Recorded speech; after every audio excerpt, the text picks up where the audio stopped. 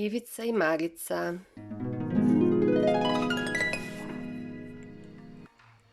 Ivica i Marica živjeli su s ocem drvosječom i maćehom u skromnoj kućici na rubu šume. Vrijedna i poslušna dječica po cijele su dane pomagala ocu skupljajući drva za ogrjev. Jednoga dana, ljutita zbog velikog siromaštva, maćeha je nagovarala muža da odvede djecu i ostavi ih u šumi.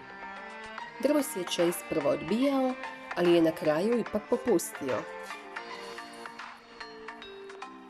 Ivica je načuo taj razgovor pa je u džep stavio mrvice kruha te ih sutradan ispuštao da mu pokažu put kući.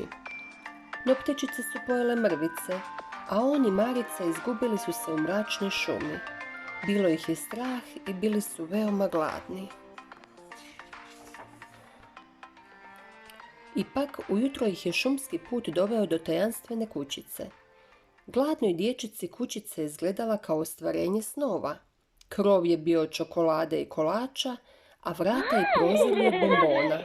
Kakav užitak! Ivica i Marica odmah su počeli grickati slasnu kućicu, no na vratima se odjednom pojavila starica nimalo ugodna izgleda. Međutim, ona ih je umiljatim glasom pozvala unutra na ručak. Uđite, uđite. Čim su Ivica i Marica ušli, starica je zaključala vrata i prijeteći se nasmijala.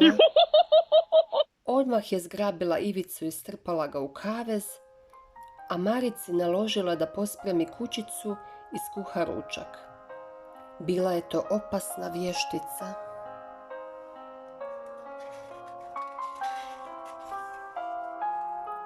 Prolazili su dani. Jadna Marica bila je jako umorna od cijelodnevnog čišćenja i kuhanja. Vještica je pak stalno hranila zatočenog Ivicu velikim količinama hrane.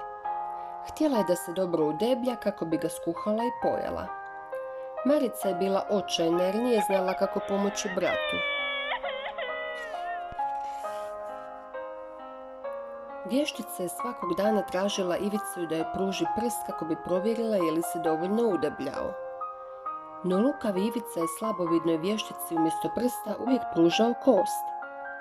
Vještica je tako izgubila strpljenje i odlučila pojesti dječaka odmah. Naredila je Marici da donese drva i naloži peć.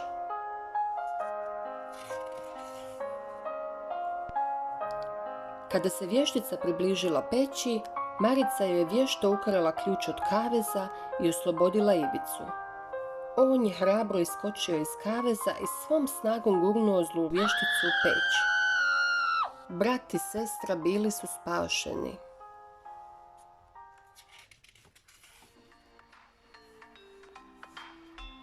Ivica i Marica su zatim pronašli vještičinu škrinju s blagom, te radosno krenuli kući.